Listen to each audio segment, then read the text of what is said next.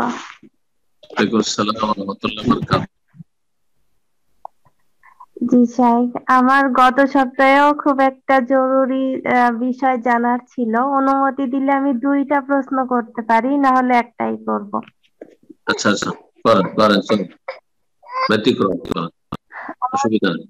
প্রথম প্রশ্নটা হচ্ছে যে আমি যখন কনসিভ করি, এটা আমার চতুর্থ বাচ্চা। তো 1 মাস অতিক্রম হওয়ার পরে আমার আবার ব্লিডিং হয়। তখন আমি জানতাম না যে আমি কনসিভ করেছি।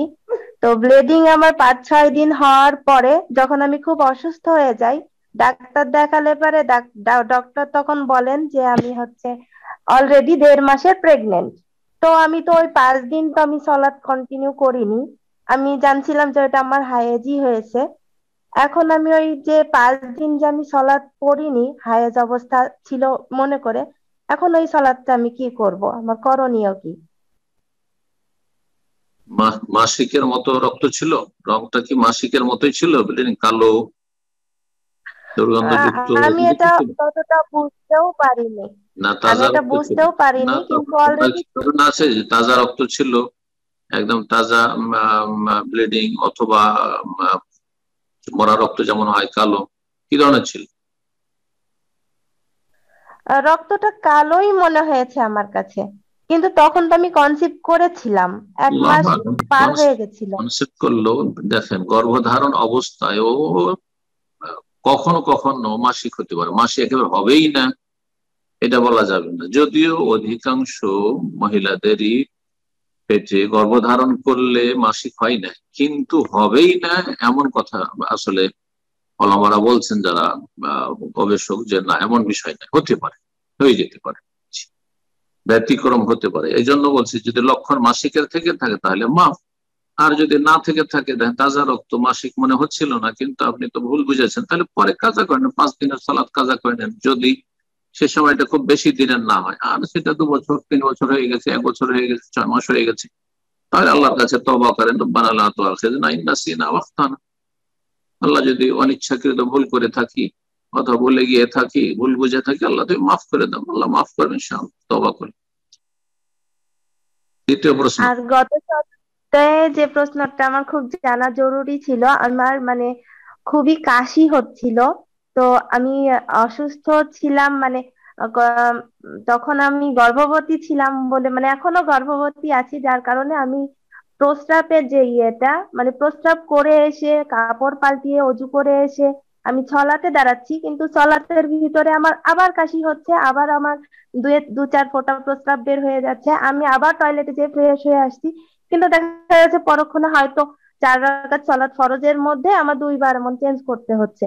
এখন কি আমি বারবারই নামাজ ভেঙে বারবারই কাপড় চেঞ্জ করব, নাকি আমি সালাতটা কন্টিনিউ করে যাব? তো আমি হয়তো 1 বার পরিষ্কার হয়ে আসলাম, 2 বার পরিষ্কার হয়ে আসলাম, তারপরে হয়তো সালাদটা আমি কন্টিনিউ করে নিয়েছি। ঠিক আলহামদুলিল্লাহ, ঠিক এখন আছে, আমি সুস্থ হয়ে গেছি। আল্লাহ এটা সুপারিশ। আমার গত সপ্তাহে জানার বিষয় ছিল আর কি। যদি পরিষ্কার পরিচ্ছন্ন হয়ে আসলেন, শৌচ কার্য সেরে, পেশাব পায়খানা সেরে আসলেন, উজু করলেন ওয়াক্ত শুরু হওয়ার পরে, আর তারপরে সালাত শুরু করলেন, আর তারপরে যদি দেখা যায় যে না, কাশির কারণে বারবার এরকম হচ্ছে, তাহলে বারবার সালাত ভঙ্গ করতে হবে না। তাহলে এটা একটা অসুস্থতা, রোগ। রোগের ক্ষেত্রে ছাড় রয়েছে, সেটা যেমন ইস্তেহাজার ক্ষেত্রে, ইস্তেহাজার ব্লিডিং এর ক্ষেত্রে ছাড় রয়েছে, যে প্রত্যেক ওয়াক্ত শুরু হওয়ার পরে উজু করে নেবেন। ফরজের 5 বার ফরজ, 5 বার উজু করে নেবেন, আর উজু করে নিয়ে সালাত পড়বেন, যতগুলি সালাত পড়বেন, তার মধ্যে কাশি চলে আসলো, পেশাব চলে আসলো বারবার, আর নামাজ নষ্ট করার কোনো প্রয়োজন নেই, নামাজ আপনি কন্টিনিউ করবেন ইনশাআল্লাহ। তবে যদি এক একবার হয়, শুধু এক একবার হয়, আর নিশ্চিত হচ্ছেন, অনেক সময় অস্পষ্ট হয়, অস্পষ্ট হলে ভ্রুক্ষেপ করবেন, কিন্তু যদি নিশ্চিত হতে পারেন যে একবার এরকম হয়ে গেল, তাহলে একবার ছেড়ে দিয়ে আবার কাপড় পরিষ্কার পরিষ্কার করে, অথবা কাপড় পরিবর্তন করে উজু করে, পরিষ্কার পরিচ্ছন্ন হয়ে উজু করে আসবেন। কিন্তু বারবার যদি দেখা যায় যে বারবার কাশি আসছে, বারবার এরকম হবে বা হচ্ছে, তাহলে আপনি মাজুর। আর এই ক্ষেত্রে শরীয়তের বিধান হচ্ছে যে যার নাপাকি, মান হাদাসু দাইম, যার নাপাকি, অপবিত্রতা হচ্ছে স্থায়ী, তার জন্য বিধান হচ্ছে প্রত্যেক ওয়াক্তের জন্য উজু করবে, এটি একটি বিধান।